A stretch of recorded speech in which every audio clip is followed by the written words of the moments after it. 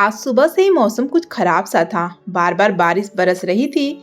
मैं यूं तो अपनी पिज्जा शॉप पर आ चुका था, लेकिन अभी तक फ्री ही बैठा था क्योंकि बारिश की वजह से अभी तक कोई भी ऑर्डर नहीं मिला था। इसलिए मैं अभी पिज्जा शॉप के अंदर बैठा हुआ था, मौसम का लुत्फ उठा रहा था। मेरे साथ दो राइडर और भी बैठे हुए थे।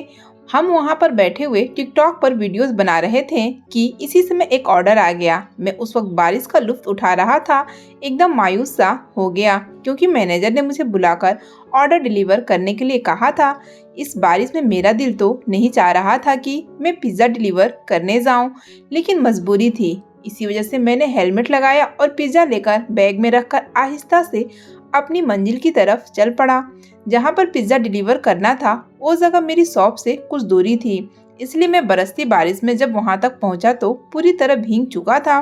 मैंने जैसे ही बेल दी तो दो बेल बजने के बाद एक औरत ने दरवाजा खोला।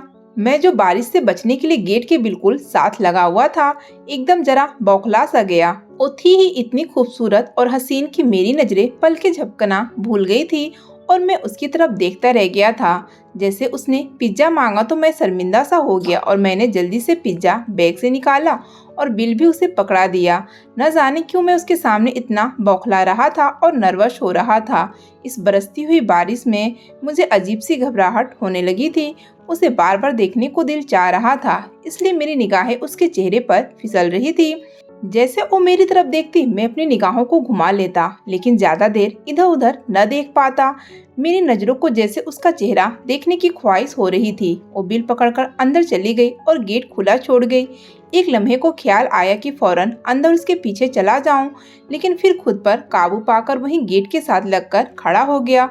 और वो कुछ देर के बाद आई तो उसने हाथ में पैसे पकड़े हुए थे। उसने मुझे पैसे पकड़ाए और दरवाजा बंद करके अंदर मुड़ने लगी तो मैं उससे न चाहते हुए भी बोल बैठा। मेरी बोलने पर उसने मुड़कर सवालिया निगाहों से मेरी तरफ देखा तो मैं जरा शर्मिंदा होते हुए उससे कहने लगा, क्या एक गिलास पानी मिल जाएगा? वो बिना कुछ कहे सर हिलाती हुई दोबारा अंदर चली गई। उसके जाने के बाद मैंने खुद को कोसा, आखिर क्या जरूरत थी तुम्हें उससे यूं बात करने की? न जाने वो तुम्हारे बारे में क्या सोचे और तुम क्यों बार बार उसे देख रहे हो? मैं दिल ही दिल में खुद को कोस रहा था, लेकिन सच कहूँ तो मेरा उस वक्त खुद पर भी बस नहीं चल रहा था। मुझे समझ नहीं आ रहा था कि आखिर मैं क्यों बार बार उसकी तरफ देख रहा हूँ। मैं भी खुद को कोस रहा था कि वो अंदर से बाहर चली आई और जैसे सारे मंजर पर छा गई। उसने पानी का गिलास मेरी तरफ बढ़ाया और बहुत गहरी नजरों से मेरी तरफ देखा, जिसे मैंने कपकपाते हाथों से थामकर एक ही सांस में सारा पानी खत्म कर दिया और गिलास उसे पकड़ाते हुए मेरे हाथ की उंगली जो उसके हाथ की उंगलियों से टच हुई तो मेरे सारे शरीर में एक करंट दौड़ गया। मैं घबरा गया और फौरन से वहां से निकल आया। वो अभी भी गेट पे खड़ी थी और मेरी ही तरफ देख रही थी। मेरा नाम विजय है और मैं 22 साल का जवान लड़का हूँ। मैं पिज्जा डिलीवरी का काम करता हूँ। आजकल एक फेमस रेस्टोरेंट पर मेरी नौकरी लगी हुई है, जहाँ से मैं महीने का अच्छा कमा लेता हूँ। घर की गुजर बसर अच्छे से हो रही है। पापा के देहांत के बाद घर की जिम्मेदारी मेरे ऊपर आ गई थी। वो तो शुक्र है कि पापा की सरकारी नौकरी थी, कुछ पेंशन का भी आसरा था, इसी वजह से गुजारा हो रहा था। मैं नौकरी के लिए जगह जगह धक्के खाता रहा, लेकिन जब कोई अच्छी नौकरी न मिली तो फिर मजबूरन मुझे एक पिज्जा डिलीवरी की नौकरी करनी पड़ी। पहले पहल तो मैंने इसे मजबूरी में शुरू किया था, लेकिन फिर आहिस्ता आहिस्ता मेरा दिल लग गया और मैं हंसी खुशी काम कर रहा था। लेकिन यहाँ पर काम करते हुए अभी मुझे 3 माह ही हुए थे, लेकिन आज से पहले कभी ऐसा वाकया नहीं हुआ जिसने मुझे अंदर से इतना बेचैन कर दिया हो। मैं जब से वहाँ से पिज्जा डिलीवर करके आया था, एक लम्हे के लिए भी उस औरत का चेहरा मेरी निगाह से ओझल नहीं हो रहा था और अब तो न जाने क्यों मैं उसे सोचे चला जा रहा था। मैं बाइक भी बड़ी आहिस्ता से चलाते हुए वापस रेस्टोरेंट पहुंचा तो मैनेजर ने मुझे डांटा कि आखिर इतनी देर क्यों लगा दी? 20 मिनट काम के लिए तुम 50 मिनट लगाकर आए हो। आज तो मुझे उसकी डांट भी बुरी नहीं लग रही थी, तो मैंने उसे बारिश का कहकर टाल दिया और खुद एक जगह पर आकर बैठ गया। मैं दोबारा से उस औरत के बारे में सोचने लगा, जिसे सोचते हुए मुझे अच्छा लग रहा था। उसने नीला रंग का कपड़ा पहन रखा था जो उसकी गोरी रंगत और सफेद बदन पर खूब जच रहा था। मैं उसे सोचते हुए अंदर ही अंदर मुस्कुरा रहा था कि अचानक मेरे करीब मेरा कलीग आकर बैठ गया। उसने मेरे कंधे पर मारी और मेरे बराबर बैठते हुए कहने लगा, क्या बात है यार, आज तो इतना मुस्कुरा रहा है। उसकी बात सुनकर मैं जरा संभल सा गया और उसे कहने लगा, कुछ नहीं यार, बस वैसे कुछ ख्याल आ गया था। मैं उसे टालते हुए कहा तो वो बड़ी गहरी नजरों से मुझे देखने लगा। कहने लगा, लगता है मेरे यार को कोई लड़की अच्छी लगी है। उसे ही सोच सोच कर मुस्कुरा रहा है, जबकि मैंने घबराकर इधर उधर देखा और उसे दबे दबे अंदाज में कहने लगा, अरे यार ऐसी कोई बात नहीं है, और ना ही तू ऐसी कोई बात करना। मैनेजर को पता है ना वो फिर कितनी सजा देता है। उसे इस तरह की बातों की वजह से बहुत ज्यादा गुस्सा आता है और वह जानबूझकर फिर गुस्सा करता रहता है। मैंने उसे समझाते हुए कहा तो वह सर हिलाता हुआ खामोश हो गया था। उसके इतने दुरुस्त अंदाज पर मैं दिल ही दिल में हैरान था। उस औरत के बारे में सारा दिन मेरा दिमाग सोचता रहा। रात को बिस्तर पर लेटा तो झट से उसी का ख्याल निगाहों के सामने आ गया। मेरे अंदाजे के मुताबिक वह 30 से 32 साल की औरत होगी और शादीशुदा लगती थी, क्योंकि उसने गले में मंगलसूत्र और हाथों में 2 चूड़ियां पहन रखी थी जो कि सोने की थी और उसके ऊपर खूब जच रही थी। उसकी शादीशुदा होने का ख्याल मुझे बेचैन कर गया था। मैंने खुद को संभाला और फिर उसे सोचते सोचते न जाने में कब सो गया। मुझे कुछ खबर न हुई। अगले दिन भी मैं ड्यूटी पर मौजूद था और रेस्टोरेंट के अंदर बैठा हुआ किसी ऑर्डर का इंतजार कर रहा था। अचानक मैनेजर ने मुझे बुलाया और कल वाले पते पर पिज्जा देने के लिए कहा। मैं एकदम हैरान रह गया। मुझे उम्मीद नहीं थी कि इतनी जल्दी उसका ऑर्डर आ जाएगा और मैनेजर मुझे जाने के लिए कहेगा। मैंने फौरन ऑर्डर पकड़ा और अपनी मंजिल की तरफ जाने लगा। दिल में बड़े खुशहाल से ख्यालात आ रहे थे और सोच रहा था कि आज फिर से उसका चेहरा देखूंगा। आज चूंकि गर्मी थी, कल वाले खुशगवार मौसम का नामो निशान भी नहीं था, इसलिए मैं जब मंजिल तक पहुंचा तो पसीने में भीग चुका था। मैंने बेल पर उंगली रखी और काफी देर बाद हटाई। इतने में वो अंदर से आ चुकी थी। उसने झट से दरवाजा खोल दिया। आज तो पूछने का भी तकल्लुफ नहीं किया और फिर उसने जब मेरी हालत देखी तो कहने लगी, अरे तुम्हें तो बहुत गर्मी लग रही है, पसीने में भीगे हुए हो। ऐसा करो, अंदर आ जाओ और पानी पी लो। उसकी ऑफर पर मैं हैरान रह गया। मुझे उम्मीद नहीं थी कि वह मुझे इस तरह अंदर आने की ऑफर करेगी। मैं बाइक को लॉक लगाता हुआ अंदर चला गया और वहां पर उसके पीछे चलता चलता सीधा टीवी लाउंज में आ गया और उसने मुझे एक तरफ बैठने का इशारा किया और खुद किचन में जाकर ठंडा पानी ले आई। मैंने एक ही सांस में सारे के सारा गिलास खाली कर दिया। आज भी मैं जब जब उसे देखता था तब तब मुझे घबराहट सी हो रही थी। न जाने क्या बात थी, आज वह भी बड़ी अजीब निगाहों से मेरी तरफ देख रही थी। शायद यह मेरा वहम था। मैंने कई बार उसे अपने तरफ देखते हुए पाया। मैं चूंकि स्मार्ट और नौजवान आदमी था, पहनना ओढ़ना तो मुझ पर खूब जचता था, इसलिए अक्सर लड़कियां मुझे देखकर देखती रह जाती। लेकिन मुझे उम्मीद नहीं थी कि यह औरत भी मेरी तरफ दिलचस्पी से देखेगी, क्योंकि मैं खुद इसमें दिलचस्पी ले रहा था। न जाने क्यों मुझे अच्छा महसूस नहीं हो रहा था। उस घर पर बैठे हुए भी 5 मिनट ही गुजरे थे। उसने अभी तक मुझे पिज्जा की ऑर्डर की रकम नहीं दी थी और मैं इसी इंतजार में बैठा हुआ था। ये घर अच्छा सजा हुआ था और मुझे आसपास देखने पर ऐसा महसूस हो रहा था जैसे घर में कोई भी नहीं है। उसने कुछ देर के बाद लाकर रकम मेरे हाथ पर रखी और कहने लगी, दरअसल दिन के वक्त घर पर कोई नहीं होता, सब शाम के वक्त ही आते हैं, इसलिए तुम्हें इस खामोशी से घबराहट हो रही होगी। उसने जैसे मेरी सोच पढ़ ली थी और वो खुद ही जाहिर करने लगी। मैं शर्मिंदा सा हो गया और उसे कहने लगा, अरे नहीं नहीं, ऐसी कोई बात नहीं है, अक्सर घर पर दिन में औरतें ही होती हैं। मैंने जैसे जैसे बात संभालते हुए कहा और उठ खड़ा हुआ। वह कुछ देर मेरी तरफ गहरी नजरों से देखती रही, फिर कहने लगी, तुमने कुछ खाया है? मैंने नहीं में सर हिला दिया और कहा, नहीं अभी तो कुछ नहीं खाया, अभी जाकर रेस्टोरेंट से कुछ खा लूंगा। मैं यह कहते हुए कदम बाहर की तरफ बढ़ाने लगा था कि उसने मुझे आवाज देकर रोक लिया। कहने लगी, ऐसा करो, आज तुम मेरे साथ ही पिज्जा खाओ, मैं अभी बर्तन लेकर आती हूँ तो हम दोनों मिलकर पिज्जा खाते हैं। उसने जब मुझे यह ऑफर दी तो मैं हैरान रह गया। मुझे उम्मीद नहीं थी कि मुझे इस तरह की कोई ऑफर देगी।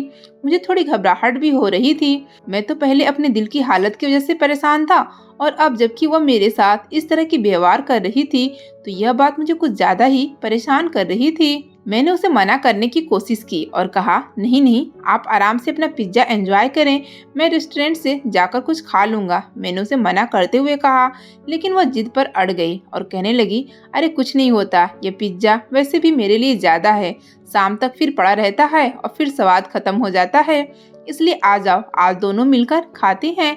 उसने इतनी मोहब्बत से कहा कि अब मुझसे इनकार नहीं हो सका और मैं बैठ गया। उसके साथ पिज्जा खाते हुए इधर उधर की गपशप करने लगा। उसी की जुबानी मुझे मालूम हुआ कि वह इस घर में सारा दिन अकेली होती है और अपनी तन्हाई की वजह से घबरा जाती है। तभी वह इसी तरह ऑनलाइन ऑर्डर करती रहती है ताकि कोई न कोई उसके घर आता जाता रहे। इस तरह उसे जिंदगी का एहसास होता है। उसका कहना था कि चूंकि सारा दिन मैं अकेली पड़ी रहती हूँ, इस वजह से घबराहट का शिकार हो जाती हूँ।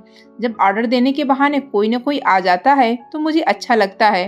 कल जब तुम आए थे तो मुझे ऐसा लगा था जैसे मेरा कोई अपना आया हो, इसलिए आज मैंने मैनेजर को खास तौर पर यही कहा था कि कल वाले लड़के को ही पिज्जा देकर भेजना, और उसने मेरी बात मान ली। उस औरत के खुलासा ने मुझे हैरान कर दिया। मैनेजर ने तो मेरे साथ ऐसी कोई बात नहीं की थी। मुझे भी इस बात का एहसास हुआ कि 3-4 राइडर्स के बैठे हुए भी मैनेजर ने मुझे आवाज देकर बुलाया था और ऑर्डर देकर आने के लिए कहा था। उसकी बातों से मुझे उसकी दिलचस्पी का एहसास हो रहा था और मैं जैसे दिल ही दिल में खुश हो रहा था।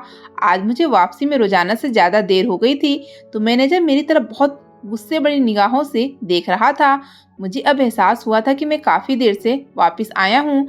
वहाँ पर बैठे हुए वक्त गुजरने का एहसास ही नहीं हुआ था, तो मैंने बाइक पंचर होने का बहाना बनाकर उसे टाल दिया और रेस्टोरेंट में एक जगह पर जाकर बैठ गया और उस औरत के बारे में सोचने लगा। उसकी बातें सोचकर मुझे अजीब सी गुदगुदी सी महसूस हो रही थी और उसके ख्यालों ने मेरे अंदर एक एहसास पैदा कर दिया था। मैं उसके बारे में सोच सोच कर परेशान हो रहा था। मुझे यकीन नहीं आ रहा था जैसे मैं उसे चाहने लगा हूँ, उसके दिल में भी मेरे लिए वैसी ही कोई ख्वाहिश चल रही है। न जाने यह बात मेरा वहम थी या हकीकत थी, लेकिन जो भी था मुझे ऐसा लगता था जैसे वह औरत भी मुझ में दिलचस्पी ले रही है, वरना वह मैनेजर को कहकर मुझे ही क्यों पिज्जा डिलीवर करने के लिए कहती। यही बात मेरा हौसला बढ़ा रही थी। एक बात तो तय ही थी कि वह औरत उम्र में मुझसे बड़ी थी और शादीशुदा थी। मुझे उससे ज्यादा इसके बारे में कुछ मालूम नहीं था और मेरी अम्मा तो आजकल मेरे लिए रिश्ता ढूंढ रही थी, क्योंकि अब उन्हें भी इस बात का अरमान था कि जल्द से जल्द मेरी शादी हो जाए। हालांकि मैं अभी अपनी जिंदगी में सेटल होना चाहता था, लेकिन माँ का ख्याल था कि इस तरह उम्र गुजरती जाएगी साथ साथ काम करते हुए और फिर एक न एक दिन तुम सेट हो जाओगे। अम्मा को मैं इनकार नहीं कर सका और हामी भर ली, लेकिन अभी तक कहीं पर भी मेरा रिश्ता फाइनल नहीं हुआ था। जब अचानक मुझे यह औरत अच्छी लगने लगी। अब हर दूसरे दिन ऐसा ही होता, वो पिज्जा ऑर्डर करके मंगवा लेती और खास तौर पर मैनेजर को मुझे भेजने के लिए कहती। अब तो मैनेजर को भी जैसे शक होने लगी थी। मैं जब पिज्जा डिलीवर करने जाता तो बड़ी अजीब सी नजरों से मेरी तरफ देखता और जब मुझे आते हुए देर हो जाती तो तब भी उसकी निगाहें जैसे मुझे तौल रही होती। अब आहिस्ता आहिस्ता मेरी औरत के साथ नजदीकियां बढ़ती गई और मैं जैसे अब अपनी हर बात उसके साथ शेयर करने लगा, वह भी अपनी हर बात मुझसे शेयर करने लगी। एक दिन इसी तरह जब मैं उसे पिज्जा डिलीवर करने के लिए गया तो उसकी तबीयत कुछ ठीक नहीं थी। उसने जब दरवाजा खोला तो उसके चेहरे से ही उसकी तबीयत खराबी के बारे में मालूम हो रहा था। मैंने उसे देखते ही उससे पूछा कि क्या हुआ, आपकी तबीयत तो ठीक है? चेहरे से आप काफी निढाल और बीमार लग रही हैं। मेरी बात सुनकर वो कहने लगी, हाँ दरअसल कल रात से बुखार है और इस बुखार ने हालत खराब की हुई है। उसने यह कहते हुए दरवाजा खोलकर मुझे अंदर आने के लिए इशारा दिया। मैं भी अंदर चला गया और प्यार से उसे कहने लगा, आपने दवा ली? तो उसने सर हिला दिया। कहने लगी, हाँ घर पर गोली पड़ी थी, वह खा ली। उसकी लापरवाही से जवाब देने पर मुझे अंदाजा हो गया कि शायद उसने दवा नहीं खाई, तो मुझे गुस्सा आ गया और मैंने उसे कहा कि आपने अपने पति से क्यों नहीं कहा कि वह आपको अपने साथ लेकर जाए? आप दवा लेकर आती, किसी डॉक्टर को चेक करवा कर आती। मैंने गुस्से से उसे कहा तो न जाने उसे क्या हुआ, एकदम उसकी आंखें आंसुओं से भर गई और डबडबाई आंखों से मेरी तरफ देखकर कहने लगी, मैं कैसे उन्हें कहती, उन्हें किसी बात का कोई असर नहीं होता, मुझसे बहुत दूर जा चुके हैं। उसके इस तरह कहने पर मैंने सवालिया नजरों से उसकी तरफ देखा और पूछा, आखिर आप ऐसा क्यों, ऐसी क्या बात हो गई? मेरे पूछने पर वो कहने लगी, दरअसल मैंने आज तक तुम्हें अपने बारे में कुछ नहीं बताया, तुम मेरे बारे में कुछ नहीं जानते, इसलिए आज तुम्हें सच बताती हूँ। यह कहकर उसने थके थके अंदाज में अपना सिर सोफे पर गिरा लिया और कहना शुरू किया, दरअसल मैं एक विधवा औरत हूँ और इस घर में अकेली रहती हूँ। उसके इस इजहार ने जैसे मुझे उछलने पर मजबूर कर दिया। मैंने कहा, विधवा हैं, यहाँ पर अकेली रहती हैं? लेकिन आपने तो कहा था कि शाम को सब घर आते हैं। मैंने उसे उसकी बात याद दिलाई तो वह कहने लगी, हाँ मैंने ऐसा कहा था, लेकिन ऐसा मैंने सिर्फ मजबूरी के आलम में कहा था। उसने जैसे बेबसी से इस बात का इजहार किया तो मैं उसकी तरफ देखता रह गया और उसे पूछने लगा, आखिर ऐसी क्या बात है जो आपको ऐसे झूठ बोलना पड़ा? मेरे पूछने पर जैसे उसके लहजे में सारे जमाने की थकान उतर आई। वह कहने लगी, दरअसल मेरा नाम संगीता है और मेरा ताल्लुक एक गरीब घराने से था। मेरे पापा लोगों के घर में चौकीदारी करते थे और अम्मा लोगों के घरों में बर्तन वगैरह मांजती थी। मैं चूंकि बहुत खूबसूरत थी, इसलिए मोहल्ले के हर लड़के की नज़र मेरे ऊपर थी। इसी वजह से माँ ने मुझे इतना पढ़ाया लिखाया तो नहीं, मुझे घर में जमाने से छुपाए रखा।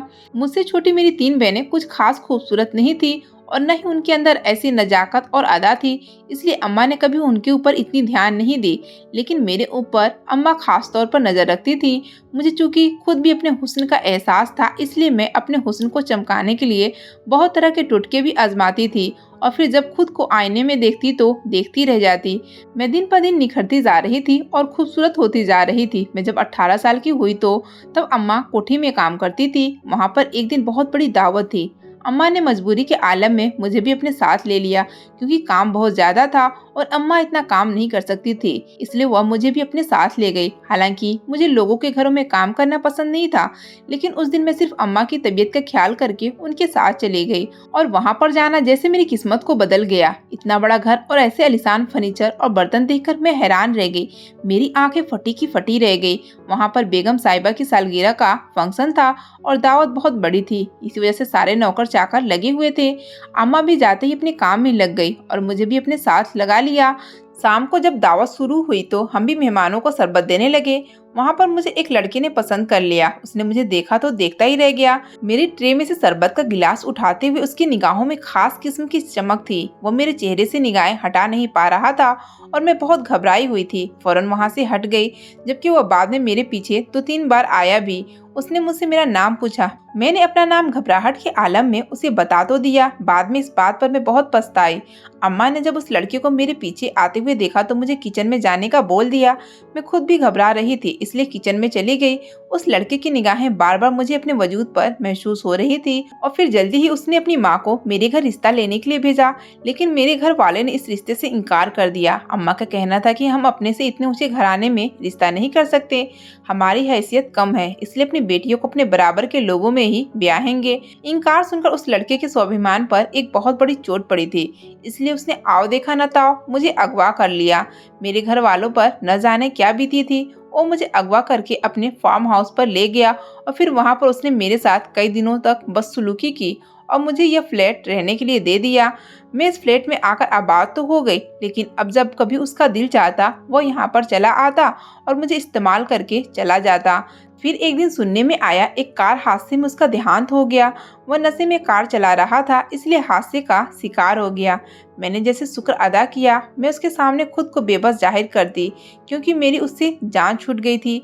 मैंने सबके सामने खुद को विधवा ही जाहिर किया, क्योंकि जमाने की नजरें अच्छी नहीं थी और लोग एक तन्हा औरत को बहुत आसान टारगेट समझते हैं।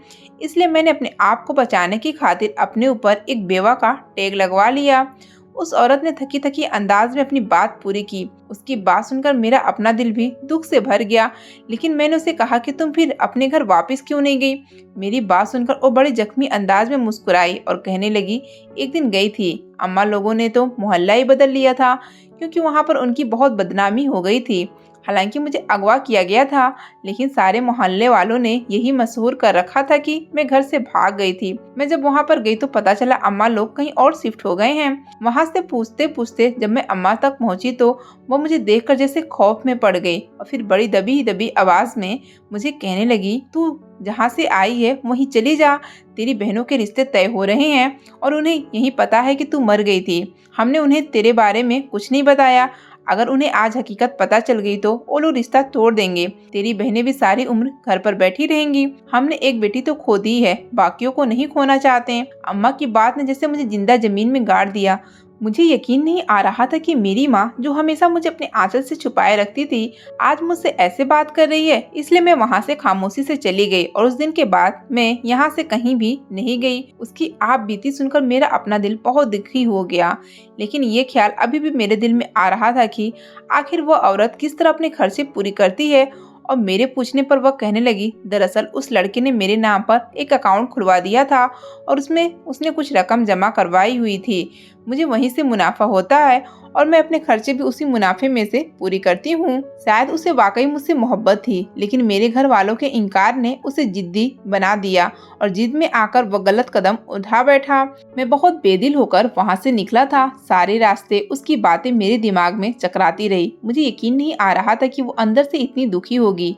मैंने जब पहली बार उसको देखा था तो उसके चेहरे की ताजगी और उसकी आंखों की मस्ती ने मुझे अपना दीवाना कर लिया था। मुझे नहीं मालूम था कि उसके अंदर उसकी आत्मा तक जख्मी हो गई है। कुछ दिन तक मैं इसी सोच विचार में लगा रहा। अम्मा जो आजकल मेरा रिश्ता देखती फिर रही थी, एक दिन मैं उन्हें बहाने से संगीता से मिलाने के लिए ले गया। संगीता अम्मा को भी अच्छी लगी थी।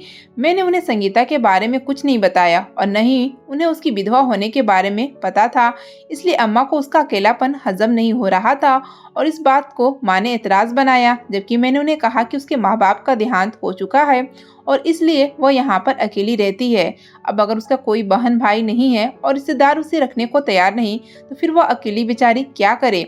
अम्मा मेरी बात सुनकर असमंजन में पड़ गई। मुझे पता था अम्मा के लिए ये बात थोड़ी मुश्किल होगी, क्योंकि संगीता मुझसे कम से कम 5 साल बड़ी थी और माँ को बड़ी उम्र की औरत का साथ गंवारा नहीं था। इसलिए कुछ दिनों के बाद माँ ने मेरी मर्जी देखते हुए हाँ कर दी और मैं उस दिन बहुत खुश था और संगीता तो जैसे बेयकीनी से मेरी तरफ देखती रह गई। मैंने माँ से कहकर जल्दी शादी कर लिया और विदा करके संगीता को अपने घर ले आया।